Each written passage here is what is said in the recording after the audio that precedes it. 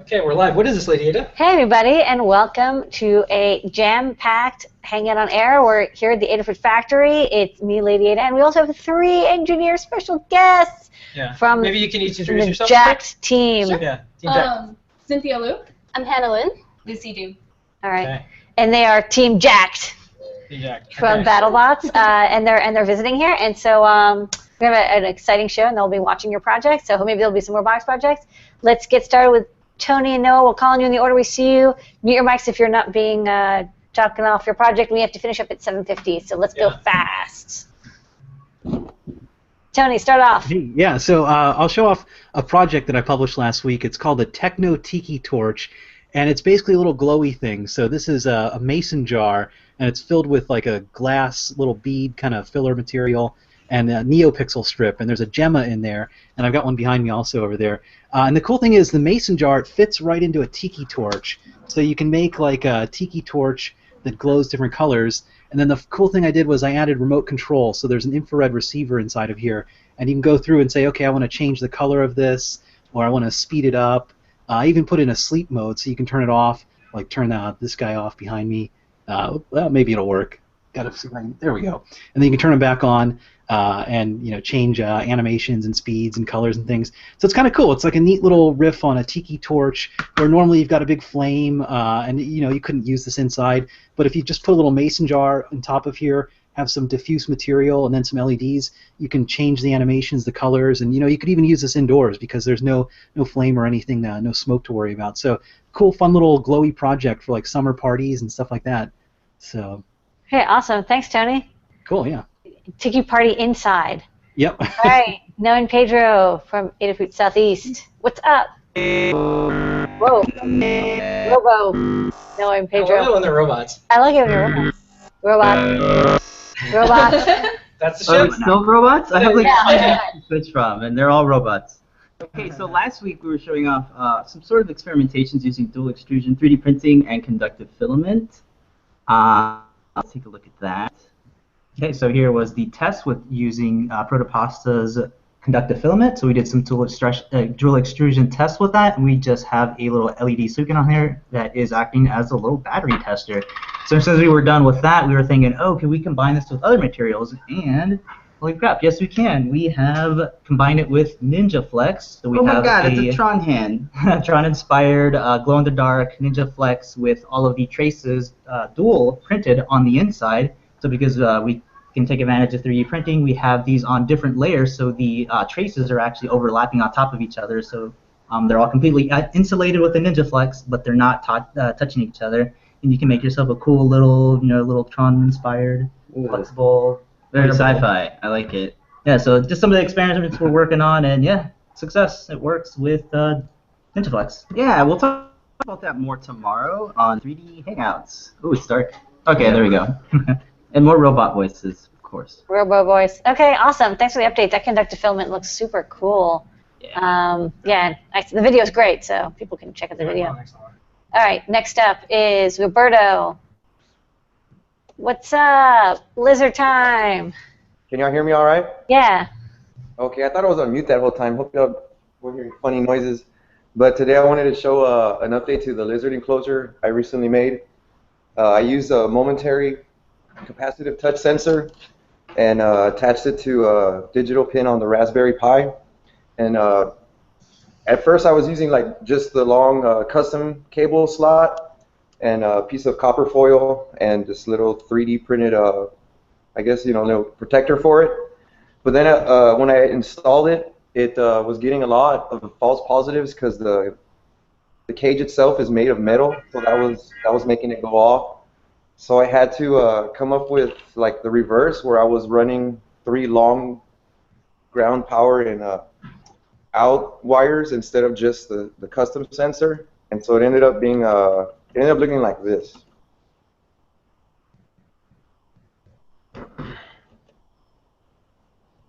Okay, so that's the second one I had to make that has, like I said, the 3 wires. And then here's some actual captures of the lizard. Like I said, it's really sensitive, and so I have the camera just about inside, but right outside of the edge of the cage. And Yeah, so like it saves them onto the SD card. So anytime it's taking a picture, it'll it'll save it to the card, and I can check it out for later. And now I want to do a live demo. You can kind of see the little display I have in the back. It's like I'm pointing right at it there, and the camera's right on top of it. And if the lizards are, yeah, they'll be hungry. Let me just get them fed. It's the first live lizard feeding, perhaps, on Google Hangouts. I don't know. Yeah, convince the lizard to do something. I mean, Yeah. they're like. Okay. Hopefully this guy here. What do they eat, by the way? What is that you're feeding them? Those are crickets. Crickets? Okay. Yeah. Yeah, it's not very motivated right now. It's towards the end of the day, but. It's like there's crickets everywhere. All right, I know it's hard. Like lizards are just they're tough to demo. Yeah, but maybe I can forward y'all the pictures and y'all can see, have them shared or something. Totally. Yeah, absolutely. All right. All right, well, thank you so Thanks. much. I can see the crickets. This is pretty. Yeah, because the lizard's just like, I'm not hungry. I'm not hungry right now. Yeah. There's a younger one that I was hoping would come up to the top, but he jumped down to the bottom where the aquarium's at. Okay. Hey, well, it's hot out. All right. Thanks, Yeah. Roberto. All right. Don't forget Yeah, to get your sticker. I think we should go over here. Okay. Go over here to Okay. Christopher. Hey, Christopher. Hey, what's up, Chris Elliott? Hello, can you hear me? Yeah. Why don't you take 2 minutes and show off your project? Cool, cool. It's a little project I've been working on for basically being able to have multiple SPI devices on something like an Uno without using a whole bunch of I/O pins for chip selects. So I made up a little board. Switch over to the other screen here.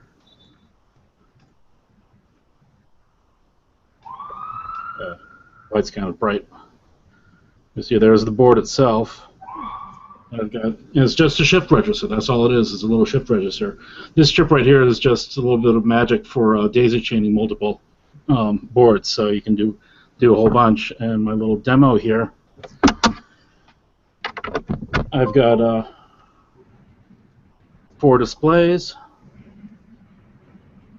and four OLED displays, and 4 thermocouple, so you can see how each one works independent from each other. Awesome. And I actually did a little bit of magic with this because you need to assert several different lines when you're initializing your OLED displays here. So I actually initialized all 4 at once. I've got everything published over at GitHub. Let's see. All right, can you post a link in the comments in the Show and Tell event page? Yeah. Yay. There it is right there. Okay. Sambazaru. This is great if you Okay. have like Yeah. a bunch of SPI devices and you're like, I don't want to lose a chip select pin for each one. Like that's lame. Right. Why should I do that? I should just like. Right. So Sure.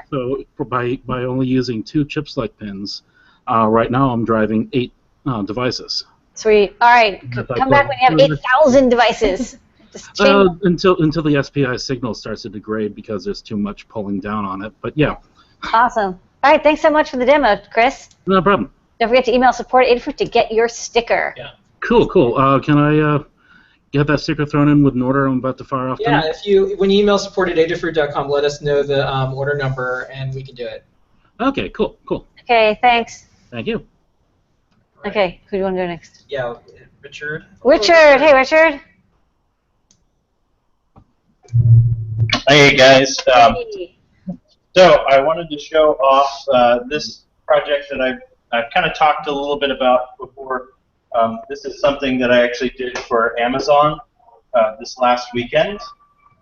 It's basically a giant paint pot. It doesn't have any of the motors, so they didn't want like one of those traditional drawing robots. They wanted something with human interaction. So I took the robot out of it, and you have these 2 cranks on either side, and I have an assistant here who's going to help with the other side, and as we twist them, we can actually move the brush around. And what I'm going to try and do is see if we can do the Adafruit logo here. Oh boy. Yeah, it's a bit of a challenge. So put a little bit of blue and a little bit of white. So try and get the Adafruit blue. And let's see what we can do for that. So just real quick, so crank it in on your side. Yeah, with this one you have to really communicate with each other. All right, so we're going for the top, so let's both let it down. So yeah. So let it down, let it down, let it down. Get some more paint. And so crank in on your side, crank in on your side. All right. And, so crank out on your side. I'm going to crank in on my side. And let's go ahead and crank in on your side, and I'll drop down. This is exactly what the logo looked like when I first designed it. I know. All right. So I'm not kidding. That's probably what we're going to be able to do here in a couple of seconds. We had a couple of people who tried to do technical drawings, but I told them it's probably more of a conceptual thing. Yeah. And This is a great. call this. It's like a mountain top. Sort of looks like. This is the new Amazon tablet. Yeah, kind of. I like to call this the Polytron 5000 because a lot of the paintings look like a Jackson Pollock. Okay. That's great. Okay, Richard, is there any place online that people will be able to find out more about this, or is this like from an Amazon event thing? It is an Amazon event, but we did convince them to do it as an open source project. So I haven't had time to get all the documentation up there, but I've got the 3D files for the spindle, and I'll be documenting this. And we're actually going to try and make smaller kits that you can do on a laser cutter, so that you can do like a desktop version with markers or something. Okay. 5 stars. I'll buy again. Okay. Excellent work. Awesome. Okay, you both get seen on the show and tell stickers. Email support@adafruit.com. Okay. So I think Lon. Okay. Who you want? Yeah. All right, Lon. Hey, Lon. I see happy little trees. Yes, this is not my usual location in downtown Minneapolis. Okay. I'm at the Nerdtacular conference in Utah, up in the mountains here. Oops. Oh, that's an outside shot. Whoa. I thought it was a painting. Actual, exactly. Okay, that's messed up. Okay, that's weird. Okay, so what we're going to do today is show an update on the game show system, because we're going to do a dress rehearsal of it tomorrow. Oh, is my hotel Wi-Fi holding up? It is. Hey. So we've got the Mark II console. Get it over here. There we are. Which, instead of the corrugated plastic box, get some light on it, is now in a custom-made enclosure I made with heat forming some PVC foam sheet to give it the curved shape to it. The back is held on with magnets. It's already got its sticker on there. You just pry the back off, show the guts, all the good stuff. Right now there's a Mega in there because I wasn't sure how much memory I was going to need to get this thing rolling. Power supply, I'm using just a 5-volt supply and putting lots of caps on it to give nice clean feed for all of the NeoPixels. And for power, we're running the 5-volt into the USB jack, so it's all field repairable, simple parts. And you've seen how it works before. You push the buttons. So we also have a new carrying case too, which we won't get into too much detail, but basically all the buttons now have trays that they pack into, and then they all pack into a big, show behind me, a big box that we can transport easily. Game show to go. Game show to go. So that's the quick update. Awesome. And it looks like you're in a beautiful place. Let us know how it goes in a future show, because this is your live demo, and tomorrow is the real deal. So. Yeah, well, tomorrow's dress rehearsal, and then Thursday is the real deal. So right now, yesterday I was debugging debouncing with the console buttons, and right now I'm having issues with some of the buttons not locking out when they're supposed to lock out, get all that logic worked out. But yeah, hopefully I get that done tonight, and we'll have a good run tomorrow. You got plenty of time. You have at least a day. All right. Well, good luck, and don't forget to email support@adafruit.com, and we'll send you a sticker. All right, we're going to try to get through 3 people in like 3 or 4 minutes. I don't know what's going to happen. Kirby, and then Greg, and then C. Scott. So Kirby, just what you got. Speed round. So I made the Neo Matrix clock, but I used bamboo for it. Oh wow. Neat. Yeah, can you pull it back a little bit because you're focused, but it's not. So, yeah. Yeah, make it a few bigger. I can tell. Yep. You're Hello? frozen. Yeah. Okay. Good enough. There. Oh, there you go. Look at that. So, pretty good. And then I've been followed the tutorial for the arcade buttons, Okay. and I've put an overlay inside the button so you can kind of get an image. Oh, neat. Yeah. There's a little drawing in there. Yeah. And then I got the big arcade button a little while ago, but I kind of wanted my own image, so I did a model, and then I printed it out here. Cool. I had to print it in key glaze because the ABS kept cracking, but it's working good now. And then I made a Tiki torch too. I saw it the other day, and I had all the parts for it, so that was pretty cool. Put together real good. Everyone's got their Tiki torch. Come on. And Okay. then at work, we have our 125th celebration coming up, and the radiology department or radiation therapy department wanted me to make a model of their machine, so Okay. working on that right now. I gotta paint it. Busy. Yeah. That's a really nice 3D print. Looks good. Yeah. So this is what it would look like, a linear accelerator. So today I'm working on the table Okay. and the little side arms. It's been taking a little while. It's pretty big. Yeah. That's a big model. It's complicated. Yeah. All right. Cool. That's all I got. Did they give you the 3D model of the machine, or did you have to model it? No, I found a schematic drawing in the manual, Okay. and I just kind of traced that and extruded it, and then just rounded out the sides. It seemed to work pretty good. Cool. That's great. All right. Well, email support@adafruit.com, and you can put the sticker on one or many of those things. All right. All right. Thanks, Yeah, Kirby. All right, we're going to check in with Greg. Hey, and then Greg. Wrap up what he's got. Greg, what you got? We can't hear you. You have no microphone. It might be Maker Charades. We're okay with that. Oh, you have like a fancy mic. Yeah. Let's see what happens. I think it's on the mic. Nope. Nope. Not yet. Nope. Okay, I'm calling it. It's Maker Charades. All right, show your project. Use hand motions. What you got? Your mic's not going to happen. You got to do Maker Charades. There's no choice. Okay. All right, this is a project with a screen. Okay. This It's your GPS thing. Yeah, it's a GPS thing. Give us the thumbs up in front of the camera once in a while when we get it right. Okay. Yep. Yeah, got that GPS. right. Okay, so it's got the GPS location. Yes. You're gonna strap this to all your buddies. Yeah. You're gonna be able to find people that are playing this thing. Okay, then you And have then this a box. You're gonna go in the box. It's a nice box. Okay, all this is gonna fit into the box eventually. Okay. Good chance. Yeah. Okay, good. All right, we good. got it. We did Maker Charades. You're gonna put all that into the box. That's Yeah, I mean, like you have an enclosure. Like, Yeah. if you show the enclosure off. And you're gonna put it inside of the. Okay, yeah, you're in the show and tell. Okay, you're gonna put it into the front bag. There's a little backpack bag. Okay. And All right. that's I pretty think good. we got it. I think we got it, right? You need a microphone. Throw that microphone away. Yeah. All right, did we nail it? Did we get it? Wait, there's one more thing.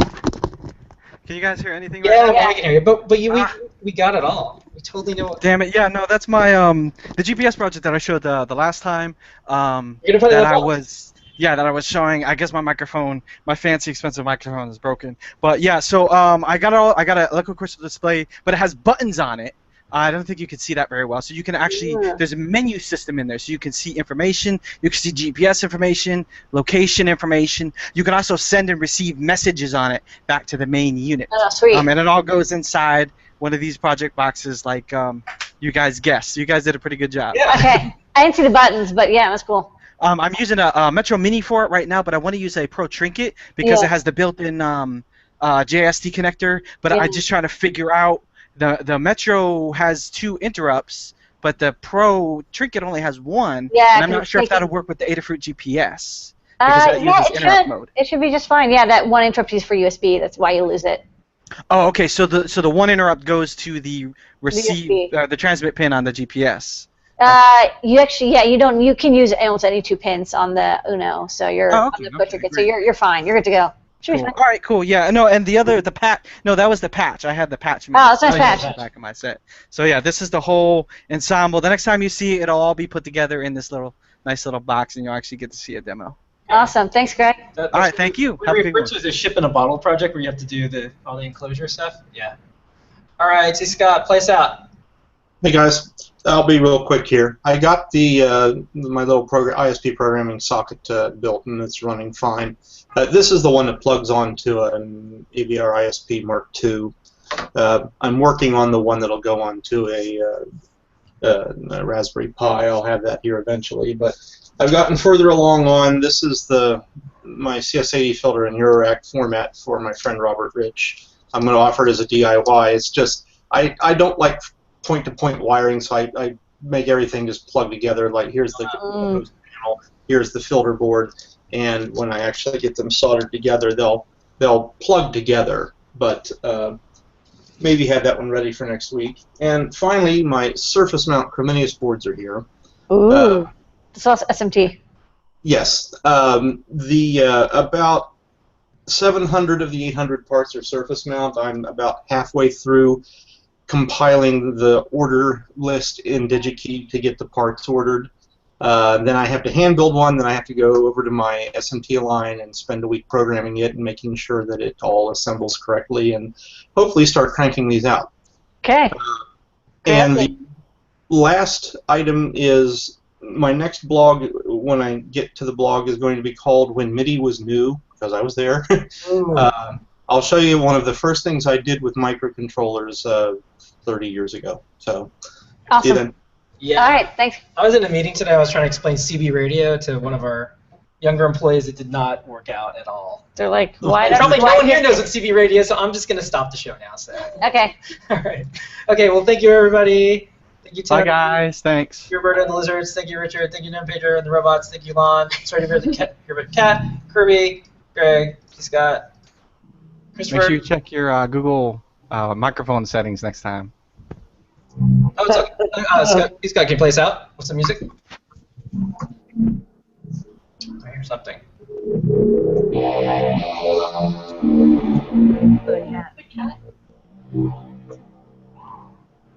The Adafruit needs a nice big ominous, like the army of robots are coming type theme. Working on it. Okay, we'll see everybody on Ask an Engineer in 4 minutes. Okay, bye, everybody. Everybody hold up.